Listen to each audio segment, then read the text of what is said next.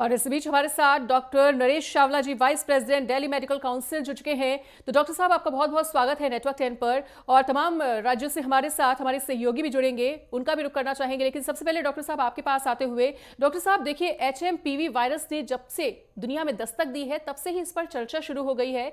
लेकिन हम आपसे भी ये जानना चाहेंगे डॉक्टर साहब कि ये वायरस कितना ज्यादा खतरनाक है या इससे किस तरह से अलर्ट रहने की आवश्यकता है। देखिए मनीषा, मैं कुछ बातें स्पष्ट करूंगा। आज से 6 दिन पहले कोई शोर शराबा नहीं था। हम्म। आज से 6 दिन पहले चाइना के नॉर्दर्न प्रोविंसेस में कुछ देखा गया कि वहां बच्चों, कुछ हॉस्पिटल्स में ओपीडी में बच्चों की और बड़े बूढ़ों की तादाद थोड़ी ज्यादा थी। और प्लस क्रेमेटोरियम्स में सुना गया जहां लाशें जाती हैं हम्म। वहां कुछ मूवमेंट ज्यादा थी।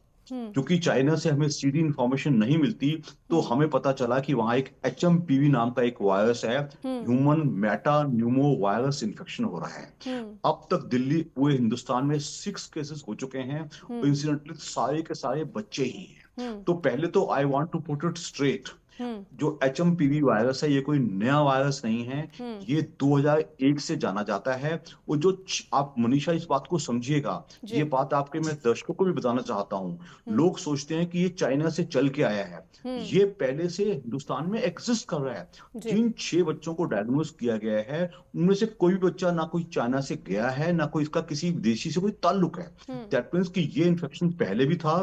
तो हम्म। हम ये मान के चलेंगे कि जो HMPV वायरस के केसेस अभी हिंदुस्तान में हुए हैं बच्चे, वो सब पहले से हमें इनबिल्ट था, पहले हम्म। से चल रहा था। वो कम्युनिटी से आया है। हम्म। आप कहेंगे कि आम आदमी को कैसे पता चलेगा कि इसको सिंपल इन्फ्लुएंजा या फ्लू हुआ है या HMPV। तो हम्म। इसके लिए इतना ही कहा जाएगा, इसकी किट्स अवेलेबल हैं। हम्म। उसमें भी ऐसा ही होता है जैसे फ्लू में, आम सिंपल फ्लू में होता है। पहले जुकाम होगा, फिर छुटपुट खांसी होगी, फिर सांस की तकलीफ हो सकती है और फिर निमोनिया हो सकता है। हम्म। अभी तक जो हमारी जानकारी है मनीषा, हम्म। ऐसा कुछ भी नहीं है। इस नुकसान से, इस वायरस से बहुत ज्यादा नुकसान हो सकता है।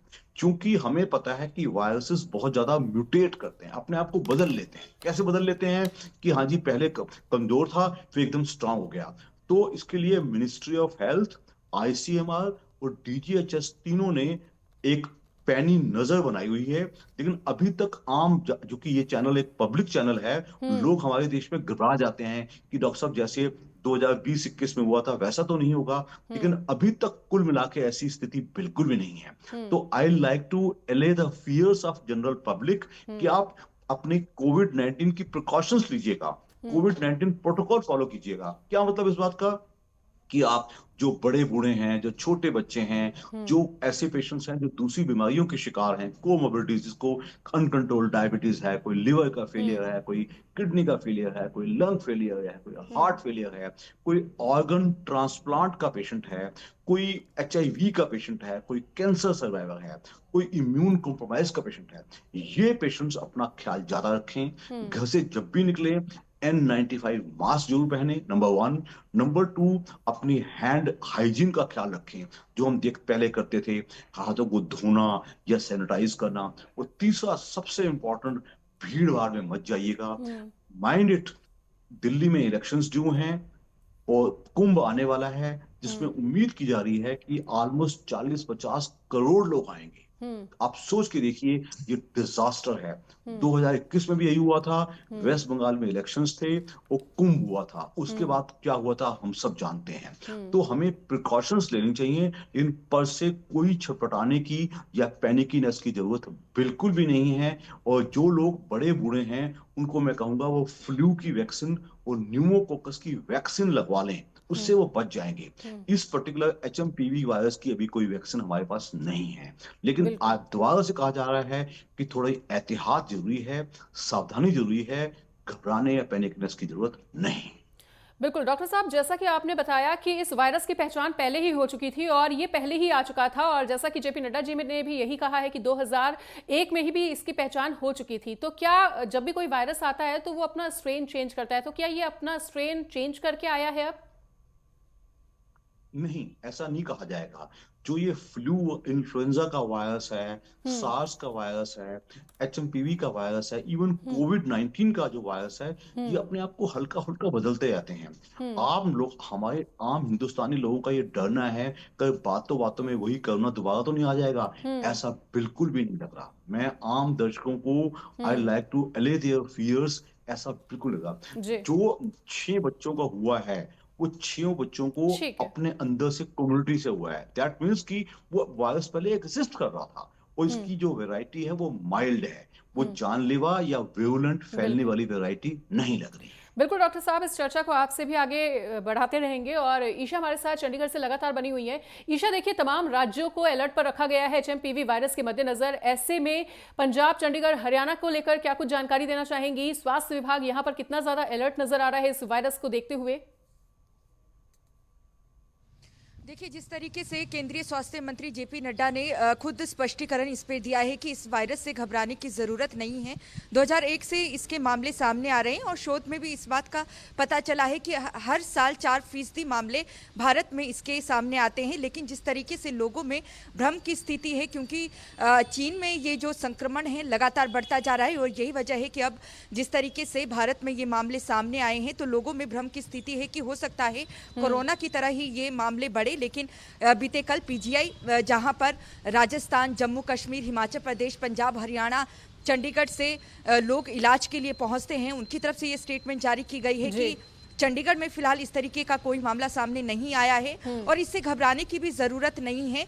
लेकिन ज़रूरत है सावधानी बरतने की। अगर आप भीड़ भाड़ इलाके में जाते हैं तो मास्क पहने और साथ ही सर्दी जुकाम अगर होता है तो तुरंत डॉक्टर के पास जाएं, अपने हाथों को धोएं, सैनिटाइज करें। जिस तरीके के कोरोना के लक्षण पाए गए थे वैसे ही लक्षण इसके हैं, सर्दी जुकाम।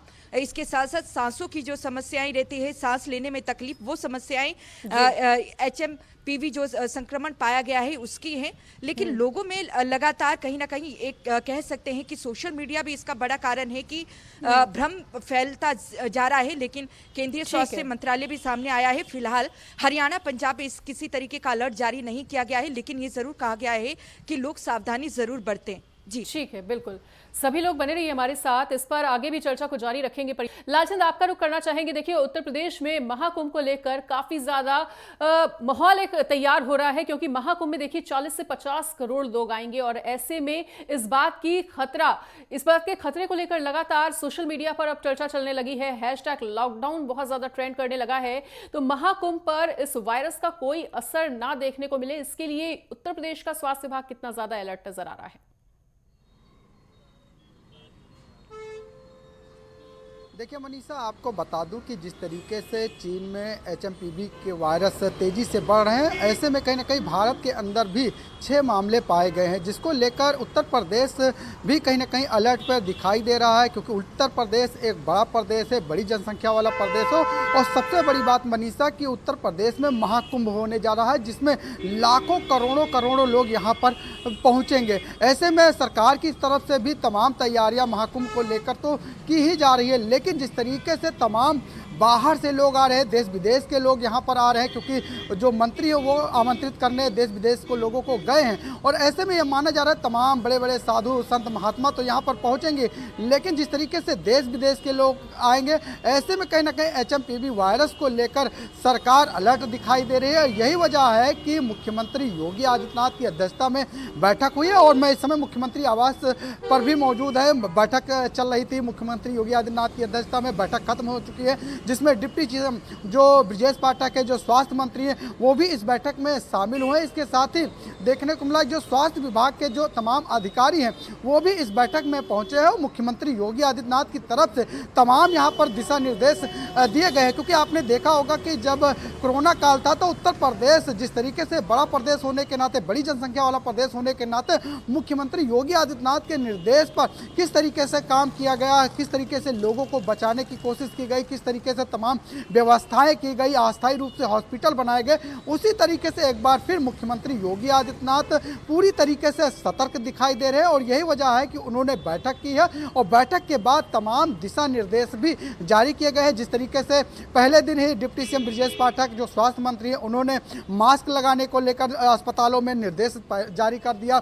जिस तरीके से सावधानी बरतने की जो है निर्देश दिए हैं, इसके साथ ही देखिए जो वायरस के संक्रमण की बात की जा रही है कि खांसी, जुकाम, सर्दी, इसके साथ ही जो सांस फूलना और इसके साथ ही देखिए जो कम उम्र के बच्चे हैं उनमें इस तरीके के लक्षण आना, इसको लेकर भी कहीं ना कहीं सतर्कता बरतने के निर्देश दिए गए। इसके साथ ही बुजुर्गों पर भी जो है इसका अटैक हो सकता है। तो ऐसे में कहीं ना कहीं एक बार फिर से उत्तर प्रदेश सरकार अलर्ट दिखाई दे रही है। हाँ, महाकुंभ होने वाला है, उसमें तमाम लोग ठीक है, और किस तरह से तैयारियां की जाती है ये देखना भी वाकई में काफी ज्यादा दिलचस्प होगा। अजहर, आपके पास आते हुए देखिए, जम्मू कश्मीर वो इलाका है जहां बाहर बाहर से सैलानी पहुंच रहे हैं और ठंड भी काफी ज्यादा बढ़ती जा रही है, जिसके चलते जो नॉर्मल फ्लू है वो भी अपना पैर पसारना वहां पर शुरू कर चुके हैं। ऐसे में स्वास्थ्य विभाग कितना ज्यादा अलर्ट नजर आ रहा है जम्मू कश्मीर का?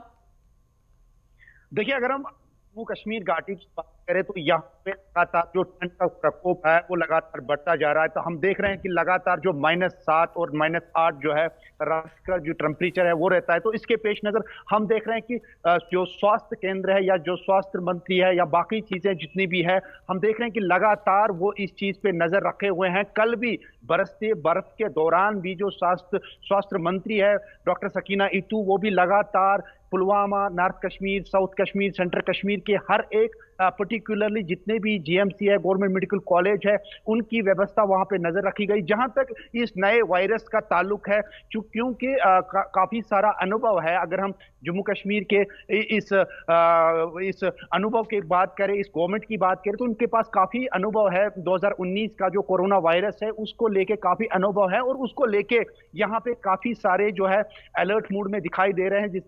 जिस तरीके से लगातार हम देख रहे हैं कि मेरे पीछे आप देख सकते हैं ये डिस्ट्रिक्ट हॉस्पिटल कुलगाम है और यहाँ पे भी कल के डेट में ही यहाँ पे जो स्वास्थ्य मंत्री है उसने यहाँ पे दौरा किया, यहाँ के पूरे जो है डॉक्टरों से मीटिंगें ली और जो जितने भी हायर ऑप्स है उनके साथ मीटिंगें ली और इस वायरस से निपटने के लिए जो है जम्मू कश्मीर जो गवर्नमेंट है, जम्मू कश्मीर इंतजामिया है, वो इसमें सक्षम दिखाई दे रही है। तो कहीं ना कहीं जो ये नया वायरस है इसका काफी अनुभव है, लेकिन डॉक्टरों का मानना है, उन्होंने पहले ही एडवाइजरी जारी की गई थी कि इस सर्दियों से पहले जो उन्होंने एडवाइजरी जारी की थी कि बच्चों और बुजुर्गों को जो है वो बाहर ना निकले, क्योंकि इस सर्दी के प्रकोप की वजह से उनको जो है इसका खतरा रह सकता है, फ्लू का खतरा रह सकता है, क्योंकि कश्मीर में जो है फ्लू का खतरा ऑलरेडी रहता है। और जहां तक सैलानियों का ताल्लुक है, क्योंकि मुल्क के ना कि मुल्क के बल्कि फॉरेनर्स यहाँ पे वारिद होते हैं और चूंकि न्यू ईयर का अभी यहाँ पे सीजन चल रहा है और न्यू ईयर के पेश नजर हम देख रहे हैं कि नॉर्थ कश्मीर से लेकर साउथ कश्मीर में जितने भी पर्यटक स्थल है वहां काफी सारे जो पर्यटक है वो खचाखच भरे हुए हैं। लेकिन कहीं ना कहीं जो इंतजामिया की ओर से जो अलर्टनेस वो दिखाई दे रही है यहाँ पे, जिस तरीके से मैंने पहले ही तज़किरा किया कि कल की डेट में जिस तरीके से स्वास्थ्य मंत्री ने साउथ कश्मीर के पुलवामा, शोपियान, अनंतनाग और कुलगाम के जो हायर ऑफिस से उनसे मीटिंगें ली, कहीं ना कहीं वो इस चीज की तैयारी में है कि अभी तक अगर हम देखेंगे ठीक है, तमाम गवर्नमेंट्स बिल्कुल तैयार हैं। अजहर, बिल्कुल लौटेंगे आपके पास और उपेंद्र का भी रुख करना चाहेंगे। उपेंद्र, देखिए उत्तराखंड सरकार की तरफ से भी लगातार अलर्ट मोड पर लोगों को रखा गया है और लोगों से लगातार ये अपील की जा रही है कि वो मास्क पहनकर रखें और अपना इस ठंडे प्रदेश में बहुत ज्यादा ध्यान रखें। फिलहाल किस तरह की एडवाइजरी अभी जारी होती हुई सैलानियों के लिए?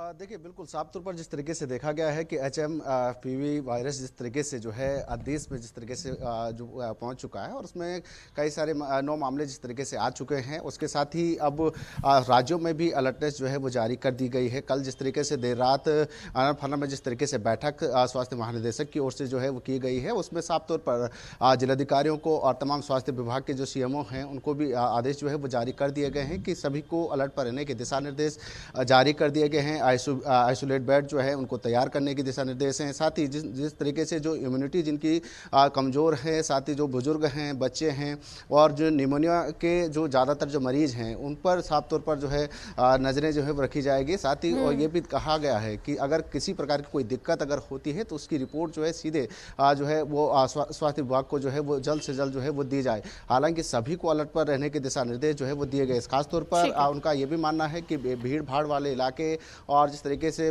मास्क लगाना वो काफ़ी अनिवार्य जो है वो किया गया है। उसके साथ ये भी साफ तौर पर देखा गया है कि जिस तरीके से जो मामले जिस तरीके से बढ़ रहे हैं, क्योंकि स्वास्थ्य मंत्रालय की ओर से ये कहा गया है कि ये नया मामला नहीं है, 2001 से ये मामला जो है वो चल रहा है और इसके कई सारे मामले जो हैं पहले भी आ चुके हैं। लेकिन उसके बावजूद भी जिस तरीके से एक जो ट्रेंड, जिस तरीके का भ्रम सोशल मीडिया पे चल रहा है, उसको लेकर सतर्कता उसे नहीं फैलाना चाहिए, बिल्कुल, और उसके प्रति सतर्क रहना चाहिए। बिल्कुल, डॉक्टर साहब भी लगातार हमारे साथ बने हुए हैं, उनके पास एक बार फिर से लौटते हुए डॉक्टर साहब, तो देखिए तमाम सहयोगियों को आप सुन रहे हैं, स्वास्थ्य मंत्रालय पूरी तरह से सतर्क है और अलग अलग राज्यों के स्वास्थ्य विभाग को अलर्ट पर रखा गया है। तो देखिए स्वास्थ्य विभाग तो अपनी पूरी तैयारी कर रहा है, लेकिन लोग इसके प्रति किस तरह से तैयार रहें?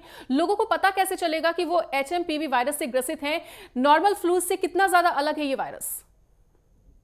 देखिए मनीषा, मैं बात स्पष्ट कर दूं, हालांकि सोशल मीडिया की वजह से और मीडिया की रिपोर्टिंग की वजह से कुछ मुद्दे क्लैरिफाई किए जा रहे हैं। कल जितना डर था, आज कल से डर कम हो गया है। But at the same time हम चीज से भाग नहीं सकते, क्योंकि आम लोग सोचते हैं कि आज के 4-5 साल पहले भी ऐसे ही हुआ था। पहले कहा था कुछ नहीं है कुछ नहीं है, फिर एकदम हो गया था। लेकिन जो मैं अपने जहन से और जो मैं अपनी नॉलेज से कहूंगा, जो मैंने स्थिति देखी है, there is nothing to worry at all. जो एचएमपीसी है, it is just like a normal flu की तरह है। आपको के पता कैसे चलेगा? जो 6 बच्चे कल डायग्नोज हुए हैं, उसमें से एक बच्चा डिस्चार्ज कल हो गया है, एक बच्चा उम्मीद है आज शाम को डिस्चार्ज हो गया है, और बाकी जो 4 हैं उनमें से भी कोई ऐसा खराब नहीं पाया जा रहा जिसके लिए हम डरे। तो कुल मिला के आई थिंक आपका चैनल के माध्यम से मैं आपके दर्शकों को दोबारा बताना पसंद करूंगा, प्रिकॉशंस यस, पैनिकीनेस नो। जो मैंने कैटेगरी कहा है, छोटे बच्चे, बड़े बूढ़े और जो वल्नरेबल सेक्शन है, वल्नरेबल का मतलब जिनको में बीमारियां पहले से हैं, उनको हम बचाव देवें। वो N95 मास्क पहने, अपने हैंड सैनिटाइजेशन का ख्याल रखें, भीड़ भाड़ में ना जावें, अपनी इम्यूनिटी का, अपने डाइट का ख्याल रखें, पानी ज्यादा पीवें। अगर ये प्रिकॉशन ली जाती हैं तो मैं समझता हूं कि एचएमपीवी जो एक वायरस को हमने हुआ सा बन गया है कि ये कोरोना की शेप ना ले ले, ऐसा नहीं होगा, नंबर 1। और नंबर 2, अगर हम जो डर रहे हैं कि बातों बातों में बिगड़ ना जाए, ऐसा बिल्कुल भी अभी तक की इंफॉर्मेशन से नहीं लग रहा है। तो आम लोगों को ऐलान है कि जो थोड़े से बड़े बूढ़े हैं उनको हम फ्लू की वैक्सीन आती है और न्यूमोकॉकस की वैक्सीन आती है, वो अवश्य लगवाई जाए। इस दोनों वैक्सीन लगा के अभी एएमपीवी की, इसकी एएफपीवी की, एचएमपीवी की कोई वैक्सीन नहीं है, और कोरोना की वैक्सीन लगाने का फायदा नहीं है। तो सिर्फ फ्लू से बचिएगा और न्यूमोकोकस से बचिएगा, और अपने डाइट का। लेकिन डॉक्टर साहब देखिए, इधर चिंता की बात यह है कि जितने भी बड़े बूढ़े हैं वो तो मास्क भी लगा लेंगे, अपनी इम्यूनिटी को भी स्ट्रांग कर लेंगे, लेकिन बच्चों की इम्यूनिटी को किस तरह से स्ट्रांग किया जाए इस स्थिति से निपटने के लिए? क्योंकि देखिए एचएमपीवी वायरस जो है वो बच्चों को ही ज्यादा अपने चपेट में ले रहा है। आपने बड़ा अच्छा सवाल पूछा मनीषा। मैं दोबारा बता दूं, जो 6 बच्चे अभी तक डायग्नोज हुए हैं उनमें से किसी का भी कोई एक्सपोजर नहीं था किसी विदेश का। दैट मीन्स ये इन्फेक्शन अंदर से पहले मौजूद था। इसको हमारी डॉक्टरी में एंडेमिक कहते हैं। एंडेमिक का मतलब कीटाणु कम्युनिटी में बसता है। तो इसलिए अभी हमारा जो डरना से इसलिए जरूरी है कि कहीं ये भयानक रूप ना ले ले। लेकिन अभी तक की स्थिति के हिसाब से ऐसा कुछ भी नहीं है। We can live normally. Precautions लीजिएगा, भीड़ भाड़ मत कीजिएगा, अपने डाइट और इम्यूनिटी का ख्याल रखिएगा, वो अननेसेसरी एक दूसरे को अफवाहें फैला के भ्रांतियां ना फैलाइएगा। ठीक है, बिल्कुल। तो सभी का हमारे साथ जुड़ने के लिए बहुत बहुत शुक्रिया, और डॉक्टर साहब आपने महत्वपूर्ण जानकारी दी, इसके लिए भी आपका बहुत बहुत शुक्रिया। तो